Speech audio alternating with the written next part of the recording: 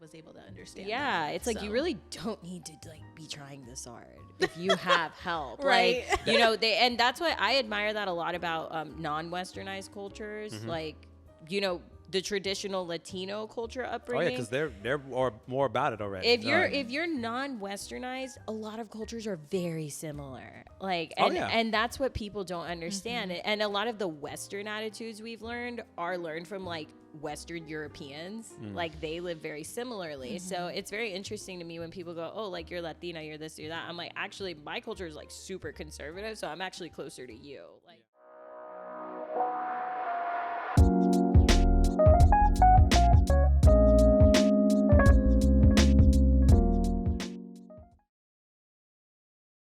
Yeah, it's like you really don't need to like be trying this hard if you have help, Right. Like, you know, and that's why I admire that a lot about non-Westernized cultures, like, you know, the traditional Latino culture upbringing. Oh yeah, because they're more about it already. If you're non-Westernized, a lot of cultures are very similar. Like, and that's what people don't understand. And a lot of the Western attitudes we've learned are learned from like Western Europeans. Like they live very similarly. So it's very interesting to me when people go, oh, like you're Latina, you're this, you're that. I'm like, actually, my culture is like super conservative, so I'm actually closer to you. Like a lot of my female friends are Arab women and Muslim women, and we see eye to eye on like 99% of things aside from religion, which is a big deal. But you know, like socially and how we approach marriage and family, it's identical. And oh my gosh, that like rubs me the wrong way. I'm never gonna forget that. No. Listen, but these are good points, and that's why I bring it up, because it's like I'm not,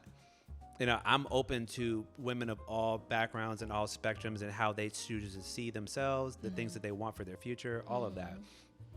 But I've heard, and I've also had female guests who've talked about how they don't like how other women do that. That's another reason why I got put on my radar. But why even criticize other women, I'm bro? like, over it. At this point, I'm just like, who am I to speak about how you want to live your life? I mean, even as we criticize them for criticizing someone else, realistically, I think I would welcome what you two are saying though, because I don't think you two are trying to judge them and saying, like, you're dumb for saying that women shouldn't want to be in the kitchen.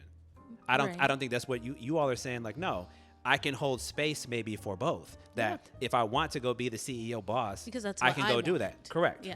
It's all about autonomy. But I'm not going to make you feel bad if you want to raise that family and you want to be the housewife. It's there's all nothing in wrong with autonomy. doing that. I think different women are empowered by different things. Yeah. You know, you may be 10 times empowered clocking into a job as you would be nursing your baby. And it's all contingent on what brings you personal satisfaction and happiness. But I don't think taking the autonomy away from women is part of the equation. Thank you. Like you cannot champion equality and justice and feminist issues, but at the same time, But don't go back in the kitchen. yeah, but don't accept help from like a perfectly loving and willing partner. I agree. You know, That's where I was about, and that's why I wanted to target that discussion that you were bringing up, because I think to me those voices should be celebrated, not necessarily more so than what you're saying, but I think at least equally to what you're talking about. I think that should be an appropriate response for those people who desire that type of lifestyle to not feel bad about it, but also recognizing, to your point about the help thing, that's why I'm not sensitive about the word strong, but I think enough people need to define what strong means to them. That's why I gave you the whole example about the other young woman and what her parents and her family passed along to her. Because sometimes when you ask somebody to, this is the world I live in, when you ask somebody to define what it means, not just the textbook definition, but why it's so important to them, you come to understand that's not even their own lived experience. yeah, they adopted But it. they're speaking about it as if they lived it. So just because somebody's told you the same thing for 10, 15, 20 years, that this is the way it's got to be, that doesn't mean that we need to hold on to that to be the absolute truth. Allow for your mind to be more fluid and flexible.